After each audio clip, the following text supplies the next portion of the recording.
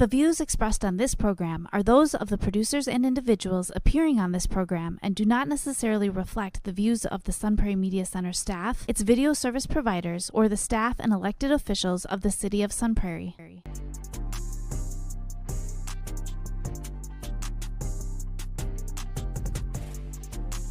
You are now watching the Alan and DJ Show. Yo, yo, yo, Milwaukee, Sun Prairie, and all the surrounding areas. Y'all know what time this is. Time for the Alan and DJ TV show program. And of course, I'm Alan. And this is your boy, DJ. DJ, what's going on, man? I'm good, man. How about yourself? I don't know. Like, I talked to Bandy. Okay. And all this week she said I've been tripping. I've been having like bipolar, she said I was bipolar. She said I was tripping. I had anger issues. Wow. I got ADHD because I'm just always moving. You know what? I don't have time for this. Then she said, you know what? I'm gonna introduce you to some of my friends, and I know a facility that you can talk to and meet some of my good friends. So I'm gonna introduce these wonderful people here. So, I'm Dr.starlette Patterson.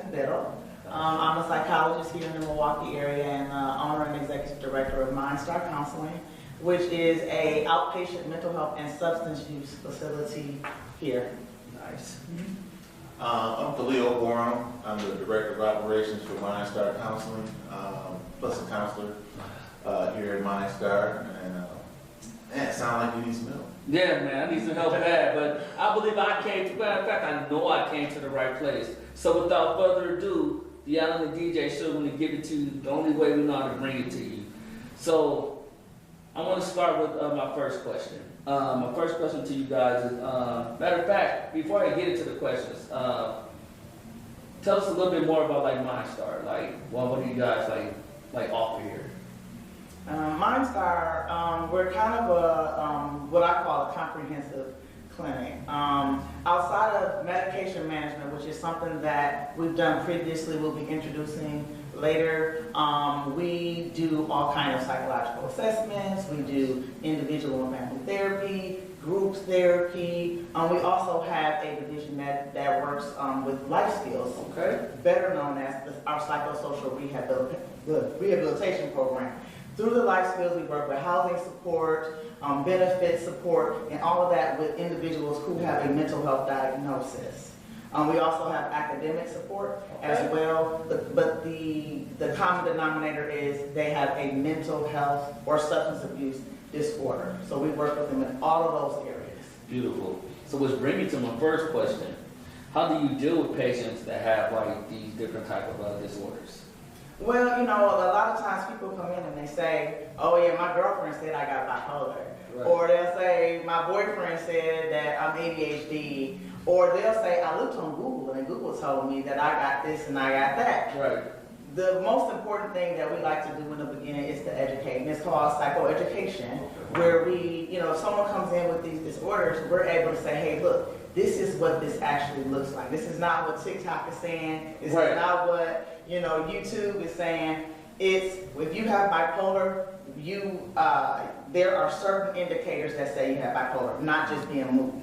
I agree, because or having a bad day. Because like when you go and then look at YouTube or Google, they can take it down a whole different type of rabbit hole, and then your mind will get to psychologically thinking now. Yep. So let's say you have panic attacks, for example, then you might think like, oh man, I might have a bad heart, and then you start going down a deeper rabbit hole, and it's There's a lot of hospital admissions where people think they're having a heart attack, but it's a panic attack. exactly. So it's important for us at MindStar, also for our clinicians to be competent in what mental health is and substance abuse disorders are, so that they are able to deliver that to the clientele. And I take time personally and explain, hey, here's my diagnostic and statistical manual here, and these are what the signs, symptoms, and history of it is. But we also do at intake what we call a biopsychosocial assessment.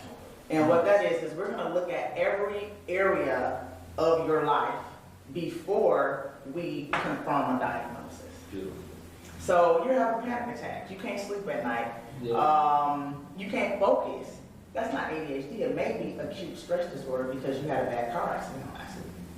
So just Doing the biopsychosocial assessment allows us to do a accurate assessment of what is actually going on Wow, before we get to the diagnosis. that's beautiful. Like, I love the way you broke that down too.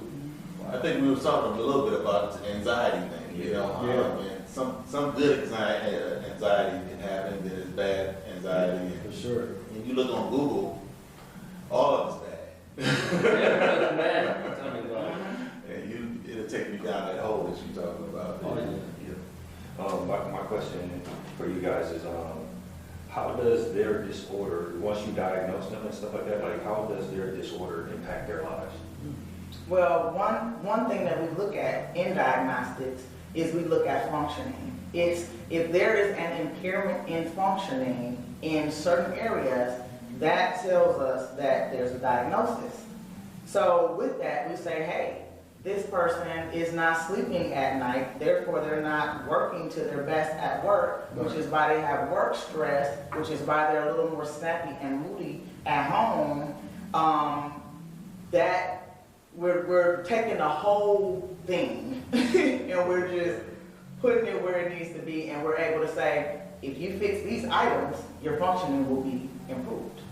And we all have, to a degree, impairments in functioning. For whatever, we may be eating the wrong things. Yeah. We may be around the wrong people. We may have that negative energy that's around us that's impairing our functioning, whether school, work, relationships, etc. And so previously in our diagnostic and statistical manual, I wish I had it here just so I can hold it up, we used to have to assign a number to the level of functioning, called a global assessment of functioning, a GAF score. Okay. So the score goes from 1 to 100. Most people function around an 80. That means, okay, my stomach hurt today. That means my alarm clock didn't go off, or somebody made me irritated when I was driving to work. Okay, that's the 80 to 100. Nobody really is at 100, but we're typically at 80. When we get to a 15 or a 20, that's when it needs to be impatient. And then anywhere between could just, some people may need medicine, which I'm not an advocate for, unless it's absolutely needed. And some people may just need lifestyle changes. Great. I like that too. And then I like the fact of what you just said was like, let's not let medication be our persons. You know what I'm saying? Go to. It's like you got different type of methods, or like whether it's like maybe certain exercises that you guys might do, or it's like mental exercises, like whether it's things to give the patient something to do. If it's like strategizing or like thinking outside the box, or just doing things or games where it helps kind of like calm their mode down. Like like that. But it's crazy. Crazy thing is like people just like once you get diagnosed, people just want to just throw pills at you and stuff like that, and say go take this and it'll make you feel better, and that's not always the case. No, because antidepressants can cause anxiety. And I think a lot of times too is, so say if, especially for youth, they give medication and they never follow through with it. Yeah. So this kid will be on medication until he's, high school. Yeah. And he's never been able to just function clearly without that medication, so it gets hard for him when he gets to high school or gets beyond. Yeah, but then like other medications could lead to other side effects. Can lead to other side effects. And then the brain, specifically with the ADHD medication that they give, it's kind of like a sleeping pill. If you always have to take a sleeping pill to sleep, when you don't take a sleeping pill, you don't sleep. And with ADHD medication, you're regulating this overstimulation that's going on in the brain. Sure. When the pill is gone, the brain doesn't know how to function. Exactly. So when you see a lot of like teenagers or something that have been on these medications and then they just take themselves off, so I'm gonna take themselves off, you'll see them doing very highly impulsive behaviors and not thinking before they do stuff. And they struggle because their brain has been dependent on this substance. And so I say put them in football and put them in swim class. If they're overstimulated, take them to a park and let them run 100 miles per hour until they just say, I don't want it, I'm quit, I don't want to more. So things to keep them busy, and then like that way, because to me, I feel like the brain is like a chemical, you know what I'm saying? Because like, same thing with like, let's talk about panic attacks or, anxiety. Because anxiety, when it turns into panic attacks, I believe that's when it's really getting bad. And you know, it's like when you like got something negative going on and you keep thinking about it, so now it's stuck in like this, I like to call it like the glove compartment in your head. And then it kind of like it rotates, so I don't know when this panic attack will come on. And it could be something that could just trigger it. You know what I'm saying? So I like that you guys broke that down. And my question for you also is, do you check any past histories for maybe like patients who have disorders? And that all goes into our biopsychosocial assessment. And so with that, we're getting the names of their primary doctors or previous mental health providers. We're requesting records, we're getting their report, we're getting caregiver support. We're looking at all of those things so that when we make our diagnosis, it's correct. It's not just you come in and I give you a diagnosis because your mama said that you acting up in school, or the school says he's inattentive in class and we can't get him under control. It doesn't matter what they say. We're doing our own neutral assessment of all areas, and that goes along with previous providers and previous records so that we know what we're dealing with. Like that, I like that, because, you know, that kid sometimes to just be, might just be bored because the work is easy. Maybe. You know, and they first thing think, oh, he got a problem, like he needs to go get some help. Most of the time it's not. Right. And a lot of times, even with adults, I mean, their past has been hidden from them for so long. It's been affecting them in different ways as they grow up, and now they to this adult age where they're, you know, they have their own kids. They pass their issues down to their kids. Oh man, you know, something like that. Yeah, that's. And even with the schools, I just add to, you know, we've had a lot of complaints from teachers that say, hey, this kid, he won't sit on the letter during reading time. And one thing that I say, if I speak to a teacher, I'm like, okay, how many times have you tried to sit on a letter for 20 minutes while somebody reads a story? You're going to be doing all this, you're going to be moving, you know what I mean? You're just being uncomfortable. These kids are not designed anymore to sit on the letter for 15 minutes and be ready to. And that's just the reality of it, so. Especially like, you know, like the younger they are too, like the attention span is short. Yeah. So, They got more stimulation now than, you know, we had growing up. You know, it's not just fun to go outside and run. Exactly. So. Yeah, I like that. Now, my other question for you guys is, do y'all take any safety measures when dealing with patients that have disorders?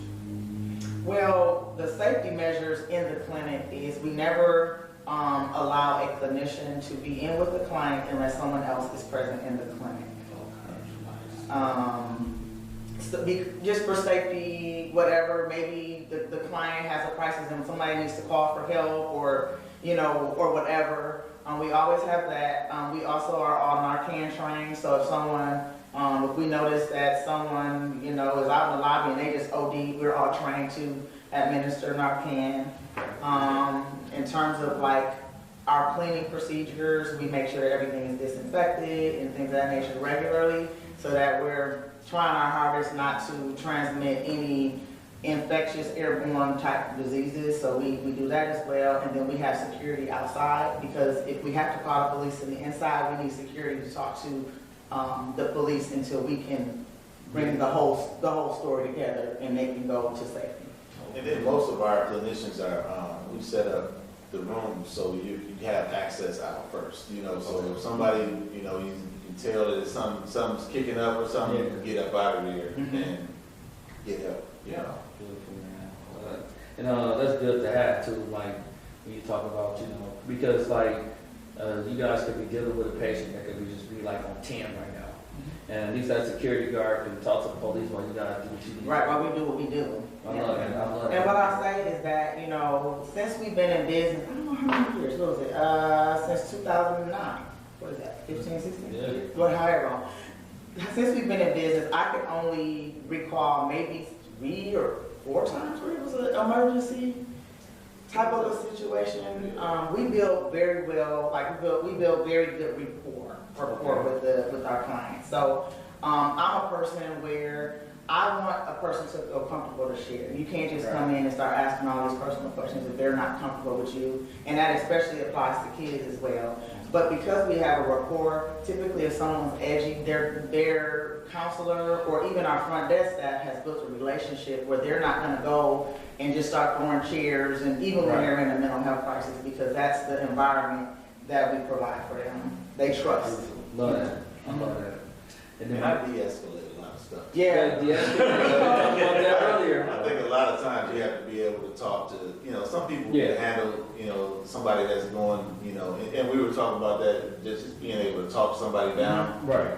And I've had a few situations where, they could at least talk a person out of tearing up their office. Yeah. We never have anything like the client has never tried to hit someone, or we just don't have those issues because it's just the relationship we build. Yeah. And then, they make it feel comfortable, like, even if they mad, they're like, look, you know what, I need to talk to somebody. Yeah. And you guys are like family to them, I would imagine. So that's why they feel comfortable, like, coming to you guys. And also, my question to you is, like, what is the end goal? And how do you treat your patients back into, like, a proper mental space, should I say? Well, typically, like, we start off a little more heavy. I'll say, going to therapy every week, sometimes twice a week, if needed, just, for whatever their situation is. And then once and it's kind of a lifelong thing. The things that we teach them and work with them on in therapy, they're able to apply themselves even well after they're off our appointment books. But 2 weeks, 1 week, then we may do once a month. Okay. And then just for maintenance. That works really well too with like families and couples.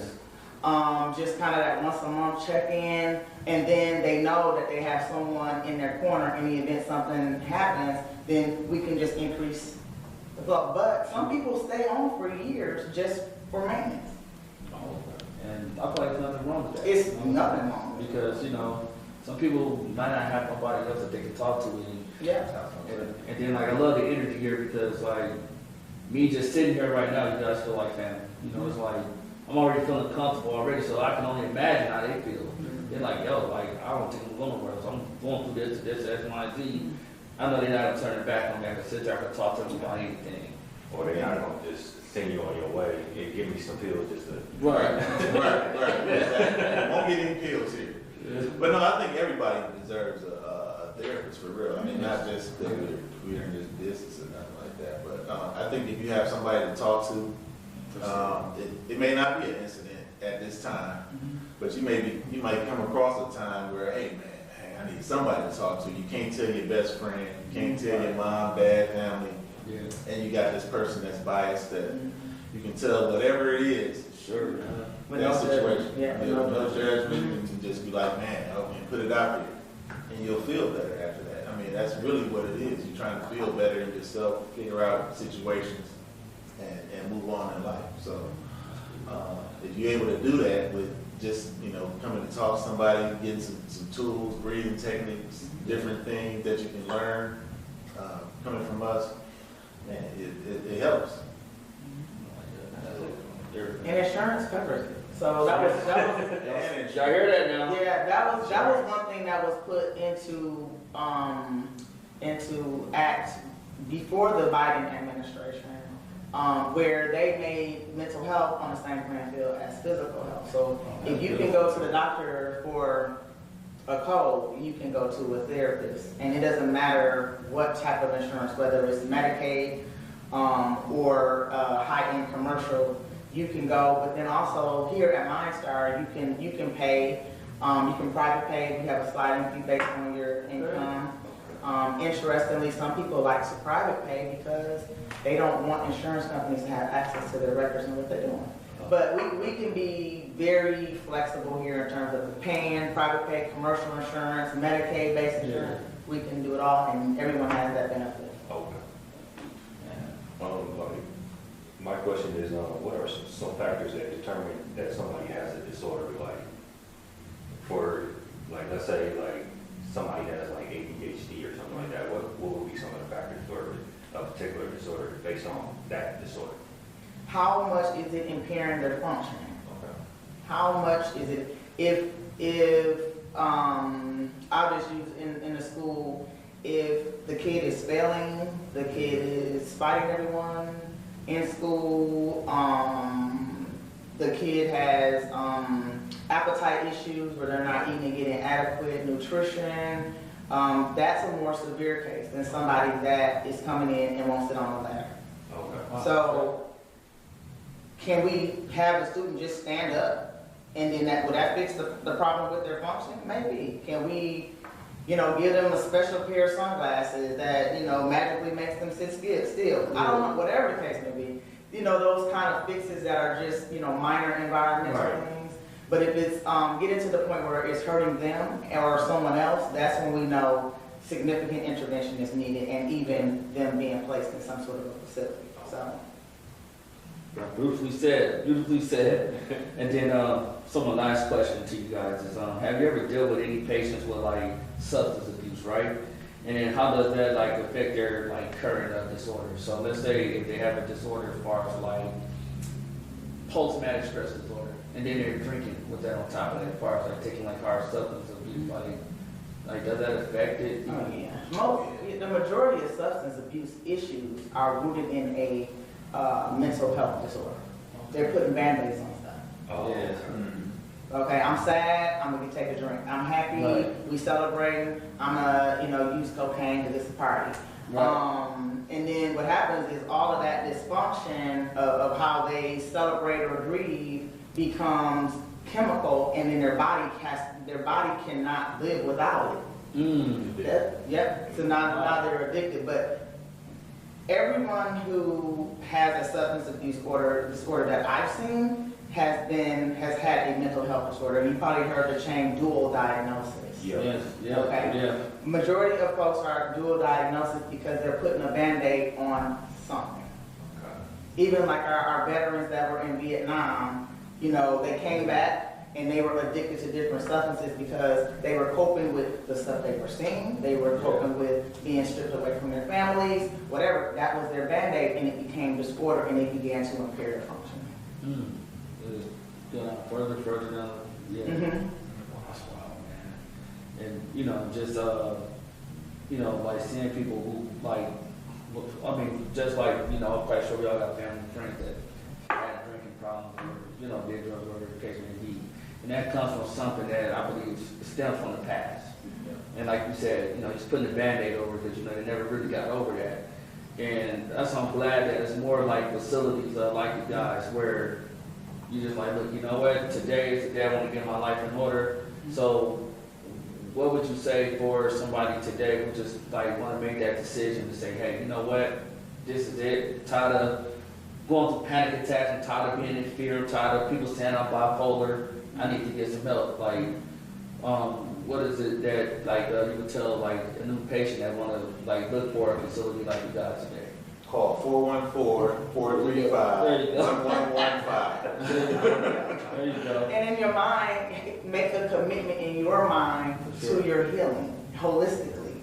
When you call that number, you're saying, I'm ready. And that's not saying that you won't backslide here or there, but we're going to be there to catch you.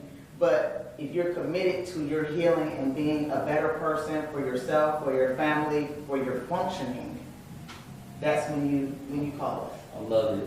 And then you guys got any like social medias or anything that they can find you guys at? Sure. We have an Instagram page. We have Facebook. Our website is www.mindstarcounseling.org. And he already mentioned our contact number, 414-435-1115. Beautifully said. And I just want to tell you guys, like, if you're going through anything out here, whether it's mental, anything that's abusive, like you said, like I would start right here because you're in the right place and they treat you like family. And once you did that, you just became the very best version of yourself.